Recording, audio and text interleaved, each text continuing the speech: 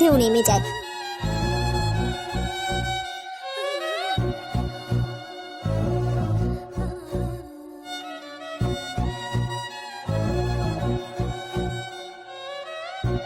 হঠাৎ করে তাদের রথটা থেমে যায়।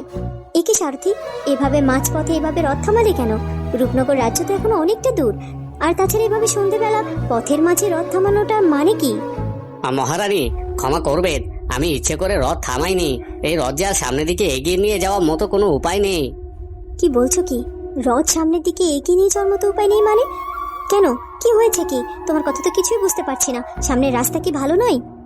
সামনের রাস্তা ভালো, কিন্তু রাস্তার উপরে একটা বিশাল বড় গাছের গুঁড়ি পড়ে আছে, আর ওই গুঁড়ি ডিঙিয়ে রাজরথকে এগিয়ে নিয়ে যাওয়ার কোনোভাবেই সম্ভব নয়। কি বলছো কি সারথি? রাস্তার সামনে গুঁড়ি পড়ে আছে, হঠাৎ করে রাস্তার উপর এভাবে গাছের গুঁড়ি কোথা থেকে আসবে? হ্যাঁ হ্যাঁ, তাই তো। এই রাস্তায় তো কোনো বড় কোনো গাছও ছিল না যে সেই গাছ উপড়ে গিয়ে রাস্তার সামনে পড়বে। তাহলে হঠাৎ করে এইভাবে রাস্তার সামনে এই গাছের গুঁড়ি কোথা থেকে এলো? আচ্ছা ঠিক আছে, তোমরা সবাই এখানে দাঁড়াও, আমি নেমে দেখছি। না না সোনালি, তুমি শুধু শুধু একা এভাবে এই সময় নেমো না। আর যে কোনো বিপদ হতে পারে, হয়তো বা কোনো বিপদ আমাদের সামনে দাঁড়িয়ে আছে। হ্যাঁ হ্যাঁ মহারানী, আমার তো সেটাই মনে হচ্ছে।